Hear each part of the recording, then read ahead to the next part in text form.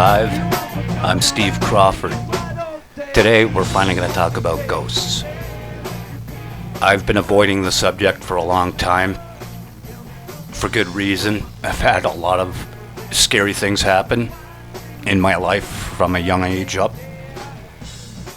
One of those things, they even got me in the water. We were in the water. We were in Niagara-on-the-Lake, here in Ontario, southern Ontario. I was about 4, maybe 5 years old. I remember my Aunt Brenda was there too. She was a few years older than my brother Rob, who's a few years older than I am. And we were playing in the water. And I got pulled under. Something grabbed a hold of me and pulled me under and held me there. The strange thing is, I remember clearly looking up and seeing my brother and my aunt laughing and joking around, thinking I was just playing. The really, really strange thing is, I wasn't struggling for breath. I seemed able to breathe. The thing that scared the shit out of me that happened was, I suddenly shot about 2 feet high off the water and landed on the beach. Unexplained, right? Now that term, let's go there. My show, Factor Theory Live, and the other show, Conspiracy Factor Theory, all of this stuff kind of gets lumped in. Conspiracy Factor Theory is going to end up eventually just being radio. And Factor Theory Live will be the video project. But I talk about UFOs, ghosts, the paranormal, the supernatural, the unexplained, because they are all essentially the same thing. They're all pieces of the same pie. I was just going to say part of the same puzzle. I'm going to sit here coming up with metaphors. But it is all tied in, and that's why I'm doing this shit now on this show. It's been a while. I think I told one ghost story once. And for those who haven't heard it, here's this one. When I was around 18, I was playing with a band. We were jamming in Welland, Ontario. And I had just moved with my brother and his then fiance, and their kids to Font Hill in Ontario. And we had a big, beautiful house. There was a buttload of us living there to be able to afford it, but it was beautiful. And 2 doors down from the end of the street was a cemetery. So I'm coming home one night. We're having, I guess they were having a housewarming party. And I was coming home. I walked home from Welland to Font Hill from band practice. And everybody was on acid. Everybody had dropped acid. They were drinking, smoking weed, doing all that fun stuff. And I start talking to my friend Matt. Matt is a huge black dude that would crush you with a glance. He makes 2 drops of pee come out every time he looks at me. And he starts staring behind me, and I turn around, and there is a spirit. Well, we didn't know he was a spirit at the time. He seemed as solid as I was, and as Matt was. But it was I guess you call him a Quaker. The black hat and the beard, pure white eyes, no irises. No irises. Looks at us. As soon as we acknowledge him, or as soon as I acknowledged him, he started walking away, but still staring at us. So he's walking backwards. Now, directly behind him was a pine tree, a big one. He went through this pine tree. My friend and I looked at each other. Matt was pure white. He was about as white as I am at that moment. And we run around the tree, and there's the guy still walking backwards, turns his head to look at us. Now, by this time, all the neighbors are outside or in their windows going, what the fuck's going on? The new neighbors are assholes. But they saw this guy. They all saw it. The police wound up coming. There was a report made that, yes, there was this old man with a black suit and a black hat that vanished right behind a car. I'm going to show a couple of little videos now, and then I'm going to tell you another story that happened at that same house, because there was a cemetery at the end of the street. So we had a lot of things happen in that place.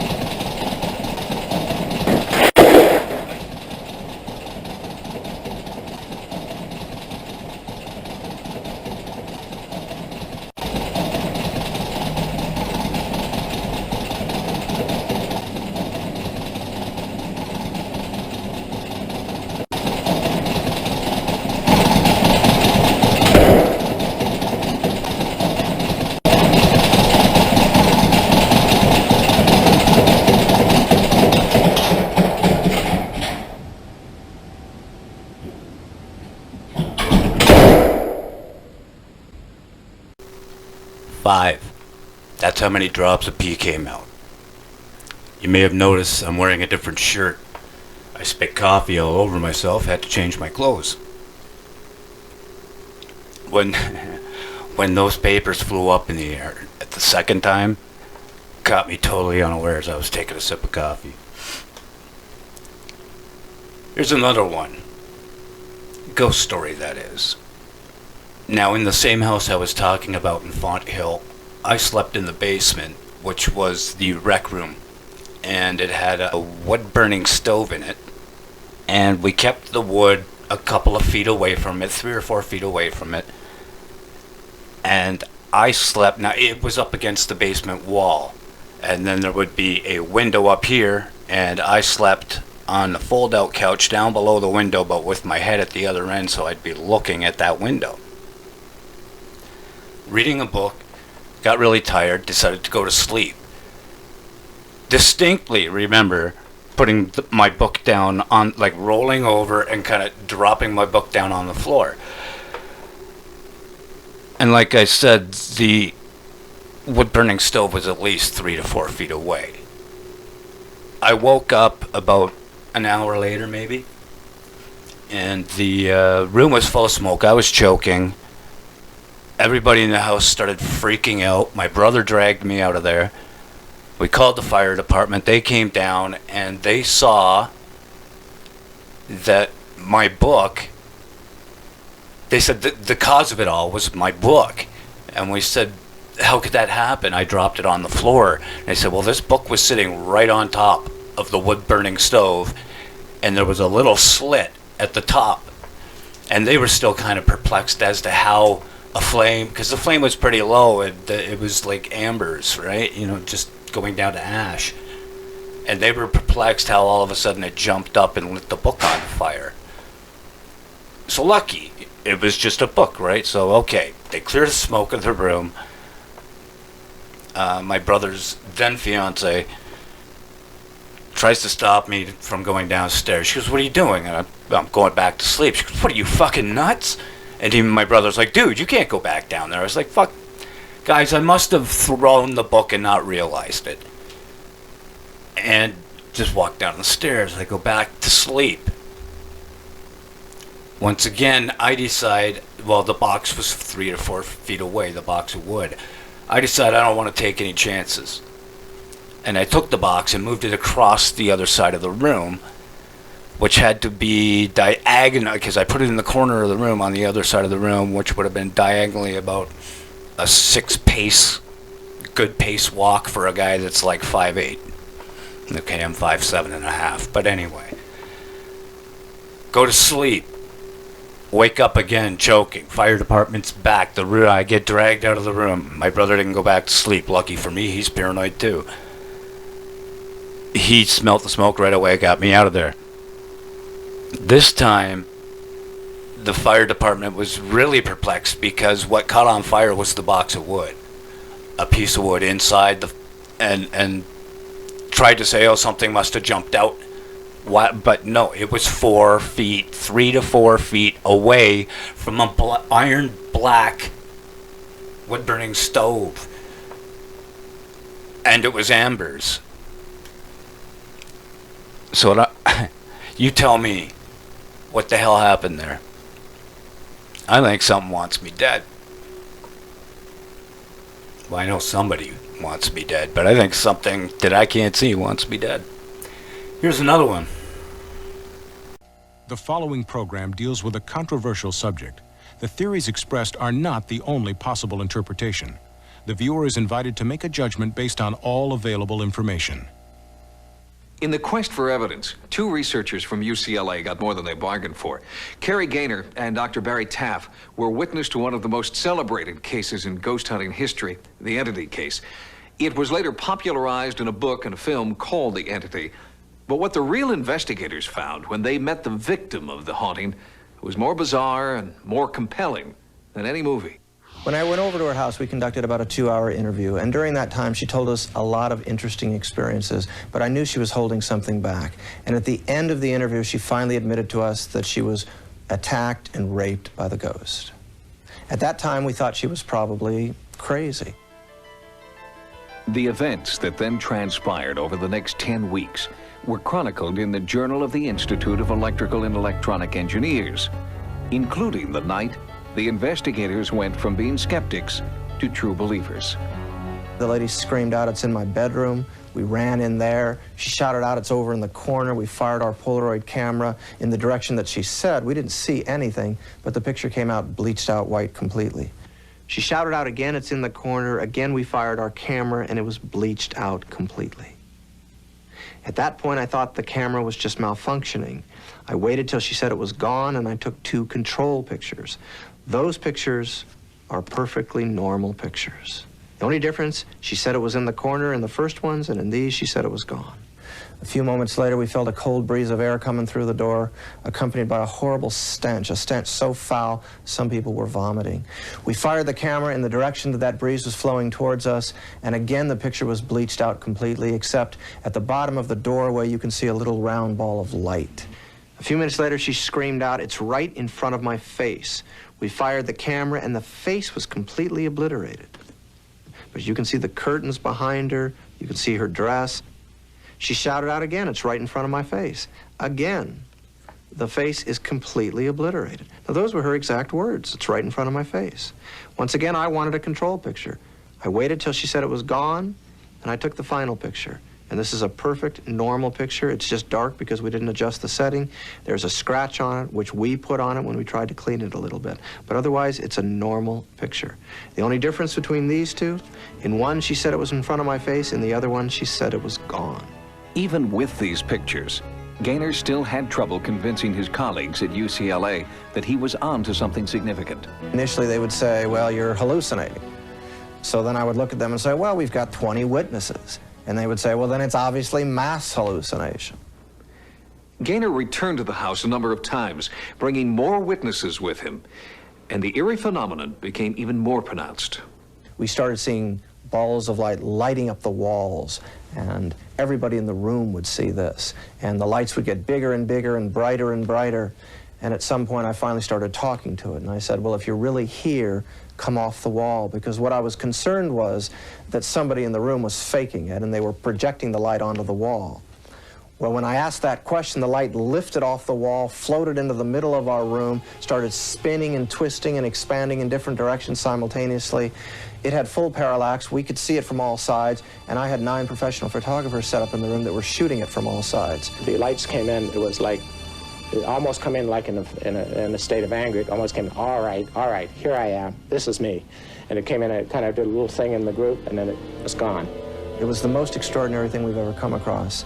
It happened over and over again. We experienced a plethora of phenomena during that investigation. The part that interested me the most was the fact that what we saw, we were able to get on film.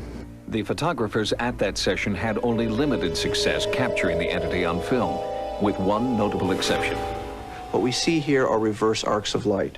One arc goes right here, another arc goes right here.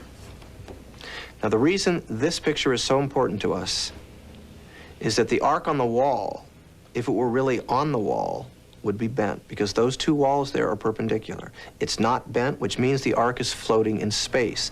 The significance for that for us as researchers is, of course, that means it's dimensional and very, very difficult to fake. This was not somebody with a flashlight shining it on a wall. That light is in empty space. The negative of this photo was authenticated by Popular Photography and was the only alleged ghost photo ever published in the magazine. Frank DiFelitta, the author of Audrey Rose, was also witness to the phenomena. His incredible first-hand experience in the Culver City, California house inspired him to write The Entity, which was later made into a motion picture. All the instruments started clicking away. So I knew everyone was seeing this at the same time that I was. And we were ducking, and everyone was saying, oh my God, look at that, oh my God. And then Doris started screaming. That was the woman who was being belabored by this creature. Started screaming, "I don't want to see your lights, show us yourself. Damn you, show us yourself." She started cursing and swearing at it. And there, lo and behold, at that point, it started to appear. It sort of developed a kind of, it was a kind of arm was articulated. You could see sort of like an arm, and then a neck. And then of all things, a kind of bald head. Now, this could have been our imagination, but collectively we saw the same thing, every one of us. We saw the same thing.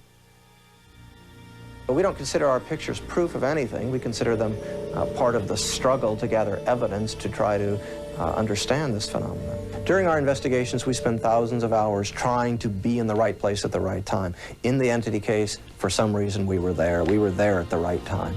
And we were experiencing the phenomena over and over again. Although some of the people there found it frightening, I found it very exciting and exhilarating. That's what I'm in this for. It's an opportunity to witness things that we've been taught all our life cannot be. It's a connection with the unknown. Traditionally, a haunting is associated with a place, but investigators in the entity case always suspected that this haunting was somehow connected to the woman herself. And in fact, when she fled the house, the entity went with her. For 5 years, the haunting diminished gradually and has now completely disappeared.